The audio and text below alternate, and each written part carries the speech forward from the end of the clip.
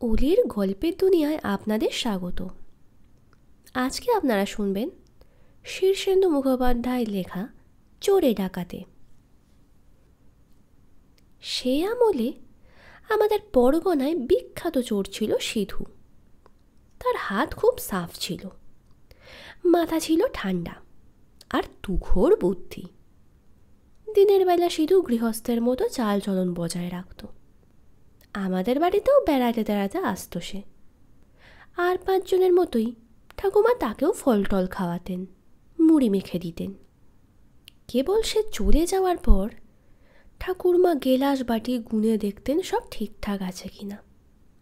সিধু সব বাড়িতে যেত খবর করতে, কার বাড়িতে নতুন লোক এলো, কি নতুন কাপড় চোপড় এলো দোল দুর্গোৎসবে, কোন বাড়িতে টাকা পয়সার আমদানি হচ্ছে ইত্যাদি।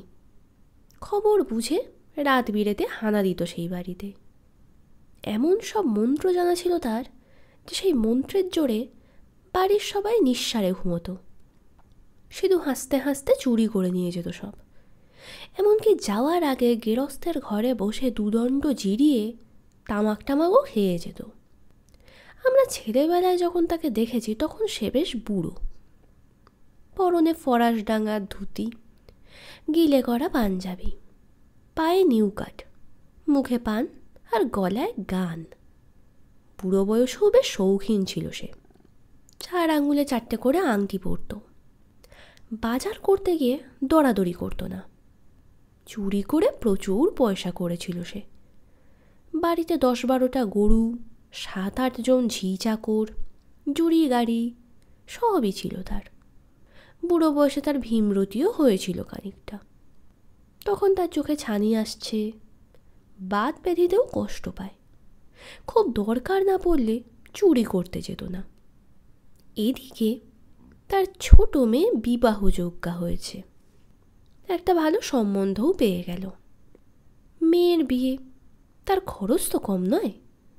তখন তার বউ তাকে প্রায়ই খোঁচাতো, মেয়ের বিয়ে আসারে তোমার তো গরজই নেই দেখছি, অত বড় ব্যাপার, ও তার খরচাপাতি আসবে কোত্থেকে? রাতের দিকে একটু একটু বেরোলে তো হয়। সিধু তখন তার কাঁকালের ব্যথার কথা বলতো, চোখের ছানির কথা বলতো, কিন্তু তার বউ সেসব শুনতো না। শোনা যায় বুড়ো বয়সে সিধুর কিছুটা ভূতের ভয়ও হয়েছিল। নিশুত রাতে একা বেরোতে সাহস পেত না। আমাদের পরগনায় আর একজন বিখ্যাত লোক ছিল, তার নাম হালিম। লোকে বলতো হালুম মিয়া। তা হালিম ছিল সাংঘাতিক ডাকাত। যেমন তার বিরাট চেহারা তেমনি তার সাহস। যে বাড়িতে ডাকাতি করবে সে বাড়িতে 7 দিন আগে গিয়ে তার সাগরে চিঠি দিয়ে আসতো যে অমুক দিন হালিম সে বাড়িতে ডাকাতি করতে আসবে। সে আমলে পূর্ববঙ্গের গ্রামেগঞ্জে দারোগা পুলিশ খুব বেশি ছিল না। তাছাড়া খাল বিল জঙ্গলের দেশ বলে অধিকাংশ জায়গায় ছিল দুর্গম। সেসব জায়গায় চোর ডাকাতদের ভারী সুবিধে। হালিম বা হালুম মিয়াকে তাই কেউ কখনো জব্দ করতে পারেনি। সে ছিল দারুণ লাঠিয়াল আর অসম্ভব সাহসী। দরকার না পড়লে খুনটুন করতো না। জমিদার বা ধনীরা সাধারণত হালিম মিয়া ডাকাতি করতে এলে খাতির টাতির করত। শোনা যায় হালিম যে বাড়িতে ডাকাতি করতে যেত সে বাড়ি আগে থেকে বিয়ে বাড়ির মতো সাজানো হতো, রোশনাই দেওয়া হতো, ভালো খাবার দাবারের বন্দোবস্ত থাকতো। হালিম উপস্থিত হলে বাড়ির মালিক হাত জোড় করে আসুন আসুন বলতো। হালিম বিনা বাধায় ডাকাতি করে চলে আসতো, কিংবা ঠিক তাকে ডাকাতি করতে হতো না। বাড়ির লোকেরা তাকে সিন্দুকের চাবি টাবি খুলে সব গুনে গেঁথে দিয়ে দিত। কিন্তু সকলের তো দিন সমান যায় না। আমাদের ছেলে বয়সে সেই কিংবদন্তির ডাকাত হালিমও বুড়ো হয়েছে। গোরস্থানের কাছে তার বেশ বড় বাড়ি, তারও দাসী চাকর, ধানের মড়াই, জোত জমি গরু সবই আছে। আমরা হালিমকে দেখতাম কানে আতরের তুলো গুঁজে, চোখে সুরমা দিয়ে, চমৎকার চেক কাটা সিল্কের লুঙ্গি আর মখমলের পাঞ্জাবি পরে জমিদারের পুকুরে ছিপে মাছ মারছে। খুব গম্ভীর ছিল সে। চোখ দুখানা সবসময় লাল টকটকে। ডাকাতি করা তখন ছেড়েই দিয়েছে, তবে শিক্ষানবিশ ডাকাতরা তার কাছে তালিম নিতে আসতো। তো সিধুর কথা যা বলছিলাম, বউয়ের তাড়নায় অবশেষে সে একদিন রাতে চুরি করতে বেরোলো। চোখের ছানির জন্য রাস্তাঘাট ভালো ঠাহর হয় না, তাই সঙ্গে হ্যারিকেন নিল। একা যেতে ভূতের ভয়, তাই একজন চাকরকেও ডেকে নিল সঙ্গে। রাস্তায় সাপ খোপের গায়ে পা পড়তে পারে ভেবে হাততালি দিয়ে দিয়ে পথ হাঁটতে লাগলো, আর ভূত প্রেত তাড়ানোর জন্য তারস্বরে রাম নাম করতে লাগলো। সেই হাততালি আর রাম নামের চোটে এত বিকট শব্দ হচ্ছিল যে রাস্তার দুপাশের বাড়িঘরে লোকজনের ঘুম ভেঙে যেতে লাগলো।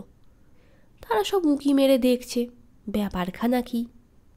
অনেকেরই ধারণা হলো সিধু চোর ধার্মিক হয়ে গেছে, তাই রাত থাকতে উঠে ঠাকুরের নাম নিতে নিতে প্রাতঃ স্নান করতে যাচ্ছে নদীতে। এদিকে সিধুর হলো বিপদ। যে বাড়িতেই ঢুকতে যায় সে বাড়িতেই দেখে গৃহস্থ সজাগ রয়েছে। ঘুরে ঘুরে হয়রান হয়ে গেল সে।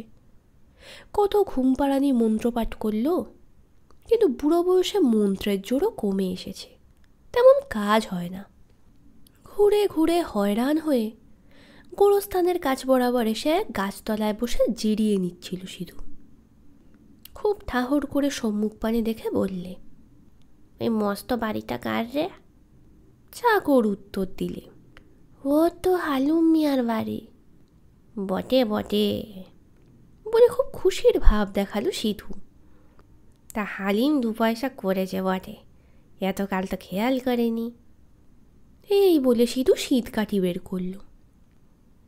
পরদিন গঞ্জে হইচই পড়ে গেল। হালুম মিয়ার বাড়িতে মস্ত চুরি হয়ে গেছে। সকালে হালিমের বউ পা ছড়িয়ে পাড়া জানান দিয়ে কাঁদতে বসেছে। ও গো, আমার কি হলো গো? আমার সব চেঁচে পুঁচে নিয়ে গেল। বলি, ও বুড়ো হালিম, তো শরম নেই? যার দাপে বাঘে গরুতে এক গাছে জল খেত তার বাড়িতে চুরি। বলি, ও মুখ পোড়া হালিম বুড়ো, সাত সকালে গাঁজা টানতে বসেছিস? কচু গাছের সঙ্গে দড়ি বেঁধে ফাঁসি দে, থুতু ফেলে তাতে ডুবে মর। দাওয়ায় বসে গাঁজা খেতে খেতে হালিম কেবল রক্তচক্ষু মেলে তাকিয়ে তার বিবিকে ধমক দিয়ে বললে, চুপড়ো চুপড়ো, যে বেটা চুরি করেছে তার গর্দানের জিম্মা আমার, দেখে নিস। তা শুনে বিবি আরও ডুকরে কেঁদে ওঠে। হালিম দুটো কাজ করল। সিধুর নামে 3 ক্রোশ দূরের থানায় গিয়ে একটা নালিশ ঠুকে দিল, আর সিধুর মেয়ের বিয়ের ঠিক 7 দিন আগে একটা চিঠি পাঠালো তার কাছে। তোমার কন্যার বিবাহের রাত্রে আমি সদলবলে উপস্থিত হইতেছি, আমাকে অভ্যর্থনা করিবার জন্য প্রস্তুত থাকিও, ইত্যাদি। চিঠি পেয়ে সিধু বললে, ফুহ। তারপর সেও গিয়ে 3 ক্রোশ দূরের থানায় দারোগা বাবুকে মুরগি আর মাছ ভেটে দিয়ে মেয়ের বিয়েতে নেমন্তন্ন করে এসে দাওয়ায় বসে ফিক ফিক করে হাসতে আর তামাক খেতে লাগলো। সিধুর মেয়ের বিয়েতে আমাদেরও নেমন্তন্ন ছিল। ছোট কাকা সমেত আমরা সব ঝেঁটিয়ে গিয়েছিলাম। গিয়ে দেখি হালুম মিয়া ডাকাতি করতে আসবে শুনে যাদের নেমন্তন্ন হয়নি তারাও সব এসেছে। বিয়ে বাড়ি গিজগিজ করছে লোক। দারোগা বাবুও এসে গেছেন। সিধু তাকে বিবাহ বাসরের মাঝখানে বর আসনে বসিয়ে দিয়েছে, আর বর তার পাশে একটা মোড়ায় বসে নিজের হাতে হাত পাখার বাতাস খেতে খেতে ঘামছে। তখনকার নিমন্ত্রণে 4-5 রকমের ডাল খাওয়ানো হতো, তারপর মাছ মাংস দই মিষ্টি বা পায়েস দেওয়া হতো। আমরা সবে 3 নম্বর ডাল খেয়ে 4 নম্বর ডালের জন্য তৈরি হচ্ছি। এমন সময় উত্তরের মাঠ থেকে রে রে শব্দে চিৎকার উঠল আর মশাল দেখা গেল। পাত ছেড়ে আমরা সব ডাকাতি দেখতে দৌড়ে গেলাম। কি করুণ দৃশ্য! 60-70 জন সাগরেদ নিয়ে হালিম এসে গেছে। সকলের হাতেই বিশাল লাঠি, বল্লম, দা, টাঙ্গি, কপালে সিঁদুরের টিপ, খালি গা, মালকোচা করে ধুতি পরা, কিন্তু সব কজনই বুড়ো সুড়ো মানুষ। এত দূর জোর পায়ে এসে আর হাল্লা চিল্লা করে সকলেরই দম ফুরিয়ে গিয়েছে। হালিমের হাঁপে টান উঠেছে, তাই সিধু তাকে ধরাধরি করে নিয়ে গিয়ে বারান্দায় বসালো। কয়েকজন ডাকাত উবু হয়ে বসে কাশতে কাশতে বুকের শ্লেষা তুলছে। একজনকে দেখলাম হাতের ভারী কুড়ুলটা আর বইতে না পেরে একজন বরযাত্রীর হাতে ধরিয়ে দিয়ে নিজের ভেড়ে যাওয়া হাতটাকে ঝেড়ে ঝুড়ে ঠিকঠাক করে নিচ্ছে। সিধু অনেকক্ষণ হালিমের বুকে মালিশ করে দেওয়ার পর হালিমের হাঁপের টানটা কমল। তখন সে তার হাতের খাঁড়াটা তুলে নিয়ে বললে, এবার কাজের কথা হোক। সিধু হাত জোর করে বললে, তোমার মান মর্যাদা ভুলে যায়নি হে। এই নাও সিন্ধুকের চাবি, দরজা টরজা সব খোলা আছে, চলে যাও ভিতর বাড়িতে। তো তাই হলো। হুঙ্কার দিয়ে উঠে দাঁড়ালো হালিম। সঙ্গে সঙ্গে তার দলবলও হুঙ্কার দিল। অবশ্য হুঙ্কারের সঙ্গে সঙ্গেই খক খক করে কাশিও শোনা গেল। কিন্তু বেশ দাপটের সঙ্গেই হালিম ভিতরে ঢুকে লুটপাট করতে লাগলো। নিজের বাড়ির যেসব জিনিস চুরি গিয়েছিল সে সবই উদ্ধার করলো হালিম। সিধু আগাগোড়া সঙ্গে রইল হাত জোর করে। হালিম কোনো জিনিস নিতে ভুল করলে সিধু আবার সেটা দেখিয়ে দেয়। ওই কাঁসার বাটিটা নিলে না? বুড়ো বয়সে ভিড়ে ধরেছে নাকি? এ দেয়াল ঘড়িটা যে তোমার, চিনতে পারছো না? এইভাবে ডাকাতি নির্বিঘ্নে এবং সাফল্যের সঙ্গে শেষ হলো। সারাক্ষণ দারোগাবাবু পা ছড়িয়ে বসে তামাক টানলেন। সবাই তার হাফ প্যান্টের নিচে বিশাল মোটা পা, মোটা বেল্ট আর ক্রস বেল্টে বেঁধে রাখা প্রকাণ্ড ভুঁড়ি এবং চোমড়ানো গোঁফের খুব তারিফ করতে লাগল। তিনি কাউকে গ্রাহ্য করলেন না। বর বেচারা নিজেকে বাতাস করতে করতে ক্লান্ত হয়ে বসে ঢুলছে। বরযাত্রী সমেত সবাই ডাকাতি দেখছে ঘুরে ঘুরে। ব্যাপারটা শেষ হলে হালিম আর সিধু এসে দারোগাবাবুর সামনে করজোড়ে দাঁড়ালো। দারোগাবাবু হুঙ্কার দিলেন, ঘটনাটা কি হলো বুঝিয়ে বল। এই বুড়ো বয়সে চুরি ডাকাতি করতে যাস, একদিন মরবি। সিধু কাঁচুমাচু হয়ে বললে, বড়বাবু, চুরি কি আর নিজের ইচ্ছে করতে গেলাম? বউয়ের কাছে ইজ্জত থাকে না, সেই ঠেলে ঠুলে পাঠায়। হালিমও বললে, আমারও ওই কথা। দারোগাবাবু হাতের নল ফেলে খুব হাসলেন। তার হাসিরও সবাই প্রশংসা করল। তারপর বারান্দায় ঠাঁই করে হালিমের দলকে খেতে বসানো হলো।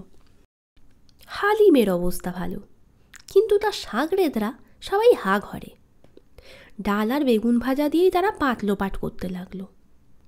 আর সেই দেখে আমাদেরও মনে পড়ল, আমাদের পাতে এবার 4 নম্বর ডাল পড়ার কথা। আমরা সব দৌড়োদৌড়ি করে ফিরে এলাম খাওয়ার জায়গায়, এবং তারপরই গণ্ডগোল শুরু হয়ে গেল।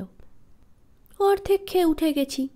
ফিরে এসে হুটপাট করে বসে পড়বার কিছুক্ষণ পরেই সবাই টের পেতে লাগলাম পাতের গণ্ডগোল হয়ে গেছে। কে কার পাতে বসেছি তা ঠিক পাচ্ছি না। যেমন আমার ডান পাশে ছোট কাকা বসেছিল, বাঁয়ে সুবল। পাতে 1.5খানা বেগুন ভাজা ছিল, মুড়ি ঘন্টের একটা কানকো। এখন দেখছি ছোট কাকা উল্টো দিকের সারিতে বসে আছে, বাঁ পাশে বিপিন পণ্ডিত। পাতে 8খানা মোটে বেগুন ভাজা, মুড়ি ঘন্টার কানকোটা নেই, আর একটা পটকা পড়ে আছে। সবাই চেঁচামেচি করতে লাগলো, এই তুই আমার পাতে বসেছিস চোর কোথাকার! ও মশাই, আপনি তো আমার বাঁ ধারে ছিলেন, এ কি আমার কুমড়ো ভাজা গেল কোথায়? ইত্যাদি। তবু খাওয়াটা সেদিন খুব জমেছিল। গল্পটি ভালো লেগে থাকলে ভিডিওটিতে একটি লাইক করতে ভুলবেন না, এবং বাংলা সাহিত্যের আরও গল্প শোনার জন্য চ্যানেলটি সাবস্ক্রাইব করে দেবেন।